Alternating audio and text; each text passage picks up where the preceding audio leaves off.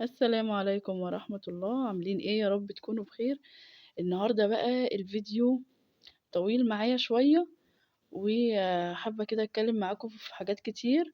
وقبل أي حاجة بقى، ولو عايزة تتابعيني إن شاء الله، تنزلي كده تحت وتفعلي زر الجرس وتدوسي كلمة اشتراك علشان يوصلك كل جديد، ولايك كده حلو منك. وعايزة بقى إيه دعوة كده منكم، اللهم ارحم أمواتنا جميعا وارحم أبويا يا رب العالمين. إن شاء الله كده. آه إن شاء الله يعني ادعولي بقى الأيام اللي جاية إن أعمل معاكم كده سلسلة فيديوهات حلوة كده.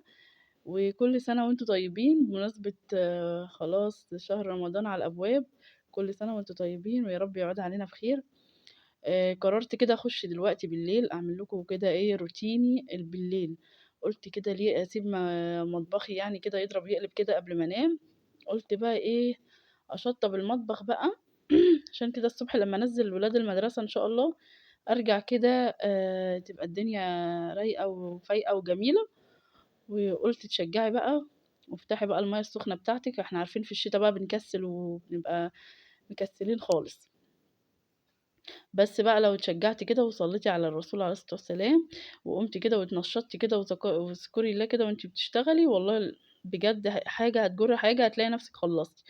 بس الصبح بقى بتبقى فرحتِك بقى أكبر وأنتِ قايمة كده مشطّبة مطبخِك والمطبخ رايق، أنا مش شايلة هَم حاجة خلاص.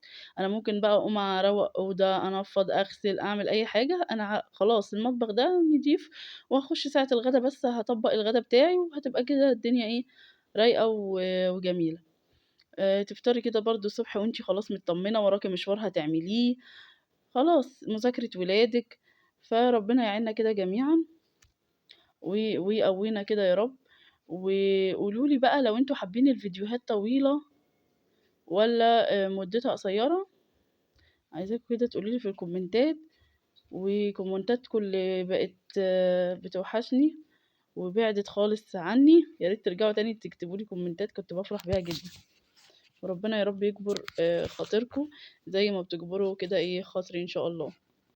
وكده بقى الحمد لله حبيت كده أبدأ بالبوتاجاز قبل ما أدخل على المواعين. أنا كان عندي بقى كمية مواعين رهيبة. هي كلّها أطباق وكوبايات بس عاملين زحمة كده يعني. فقُلت كده إيه أسمّي بقى الله كده وأبدأ. لمّا باعمل البوتاجاز الأول ما أعرفش باحس إن براحة نفسية، يعني إن أنا خلصت من الجزء اللي ورايا ده، خلّيني بقى أركّز في اللي إيه في اللي جوّه الحوض ده. والله بجد يعني باحس كده، واللي زيي برضه يقول لي، باحس كده إن أنا فُقت. يعني هي المفروض البوتاجاز بعد المواعين، ما أعرفش ليه أنا باحب أعمله قبل المواعين، عشان لو في حِلَل عليه أو أي حاجة أفضّيها و وآخُدها برضه إيه مع المواعين. وكمان ضبّطت الحتّة كده اللي هاحُط فيها المواعين زي ما أنتم شايفين. المهم بقى الموضوع النهارده زي ما أنا كاتبة لكم كده في العنوان. واحدة بعتت لي وقالت لي بقى وبتعيّط ومنهارة. بجد وجعت قلبي أوي. ف باقول لها بقى يعني ربنا يعينِك ويقويكِ واجمدي كده. بس فعلًا عايزة أقول لكم حاجة قبل ما أبدأ بقى وأحكي لكم القصة، إن بجد كلام الناس ممكن يقلبكم في حتّة تانية خالص. يعني ممكن يقلب قرار واحد خَده، ممكن يقلب حياة ناس أصلًا. يا جماعة الكلمة اللي بتخرج من اللسان دي ما بترجعش تاني. فلازم نكون حذرين أوي في الكلام اللي إحنا بنقوله. لازم نكون دايمًا يا كلامنا طيب يا نسكت. يعني أنا من رأيي كده يعني. أهدّي نصيحة برضه تبقى بلذاذة، لإن البني آدم اللي قدّامك لمّا بيسمع الكلمة بيبقى خلاص بقى يعني زي الرصاص كده جات فيه، وبالذات لو هو في موقف لا يُحسد عليه يعني. ف فليه بقى يعني نقول كلام سيء لحد وإحنا ما اتحطّيناش في موقفه.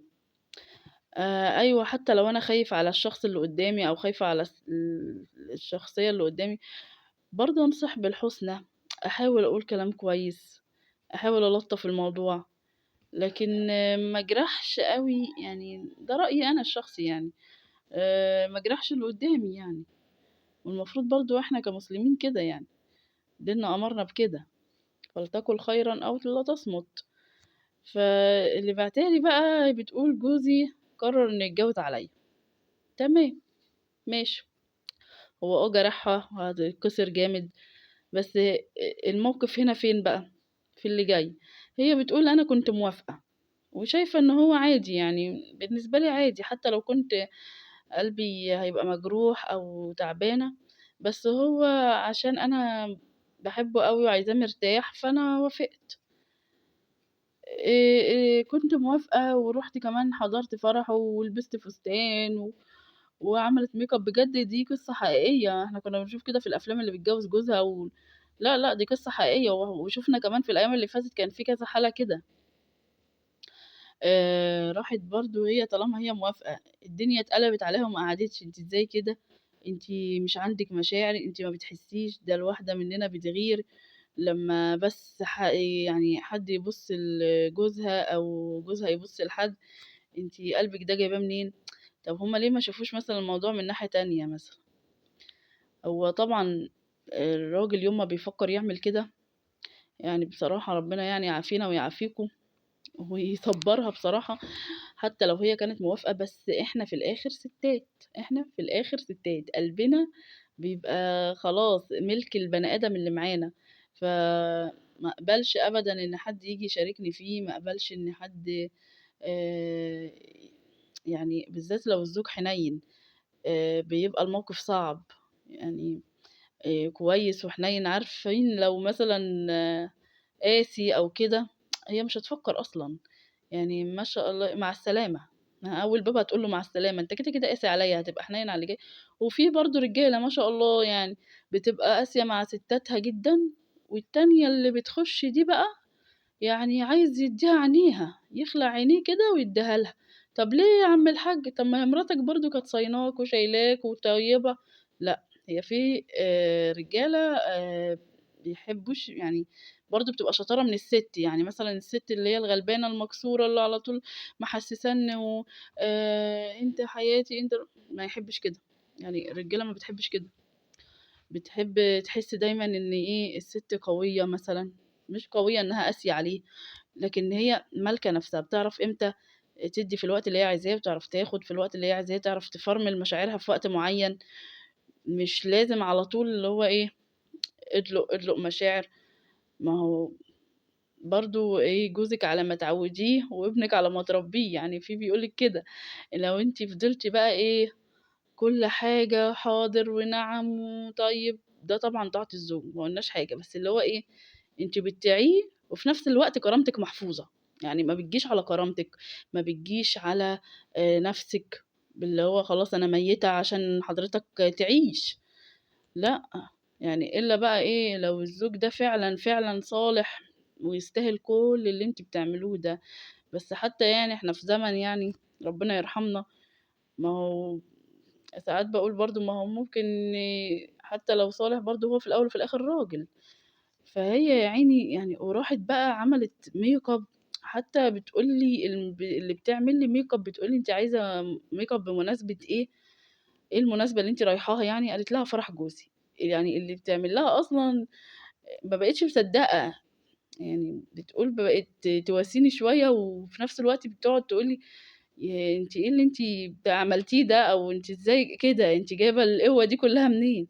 أنا بصراحة باشكرها على قوتها دي بصراحة، وقُلت لها أنتِ بجد في موقف يعني مش كلّه كده بيبقى صامت كده في اللحظة دي بتبقى بتكسر الست أوي، بتوجع الست أوي، وطبعًا اللي جرّب يعني حاسس، أو حتى ما جرّبش بس بيبقى الموقف فعلًا صعب، صعب، صعب، يعني يعني فجأة كده جوزي قال لي: "أنتِ ما لكيش خلاص لازمة في حياتي وأنا هاشوف حد غيرِك." أو أنتِ خلاص ما بقيتيش مالية عينيّا، أو حتى لو الست مش مالية عينيّا من ناحية بقى إن هي مش مهتمية بنفسها، فأنا أدّي لي الحق لنفسي اللي أنا أروح أتجوّز عليها، بتبقى في ستات والله مهتمين بنفسهم جدًا وكل حاجة فيها perfect، وبرضه هو الراجل كده، هو كده. هو ربنا خلق الراجل قلبه يسيع ما شاء الله كتير، 4 ويحب مراته برضه عادي، يعني من ضمنهم مراته يعني. ف فبجد الناس بقى قعدت تقلب عليها جامد، وتسمع كلام كتير بقى من اللي حواليها، وبتقول بعد ما أنا كنت راضية، فجأة خلاص أنا حسيت إن أنا كارهاه وكارهة نفسي. يعني بتقول مش عارفة أعمل إيه وقولوا لي أعمل إيه، أنا مش عارفة قولي لي أعمل إيه.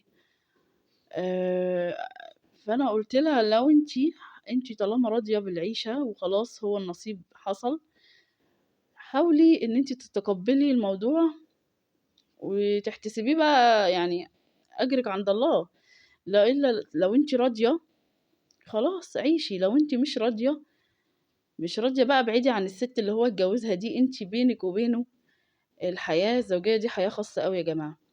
هي لو بينها وبينه هو لو حَسِّت بتفرقة في المعاملة، لو حَسِّت إن هي قُلت لها: "لو حسّيتِ بتفرقة، لو هو فعلًا ما بيحبكيش، هل هو بيراعي ربنا فيكِ؟ فارمي كلام الناس ورا ضهرِك، وطالما الراجل اللي معاكِ متّقي الله فيكِ ومتّقي الله فيها وأنتِ حابة أنتِ اللي حابة تعيشي كده، خلاص. لو أنتِ مش حابة، يبقى أنتِ برضه القرار في إيديكِ، ما تخلّيش حد ياخد لِك قرار، ما تخلّيش كلام حد يأثّر عليكِ. ده كان رأيي ليها، وعايزة بقى أشوف رأيكم برضه في الكومنتات. الموضوع ده بجد يعني المشكلة دي هزّتني فعلًا يعني. ف ربنا يا رب يتولانا برحمته. بجد الزمن بقى صعب والإغراءات بقى فيه كتير، والست أصلًا ساعات بقى بتتلهي بقى في حياتها وفي بيتها وتنسى بقى إن الزوج ده ممكن أو تنشغل مثلًا وما تعرفش هو بيفكّر في إيه أو كده، لأ. المفروض دايمًا تاخدي بالِك من جوزِك، تاخدي بالِك من تصرفاته، الراجل بيبان عليه لو هو اتغيّر. تبقي برضه هو محور حياتِك، مش كل محور حياتِك البيت والعيال وبس.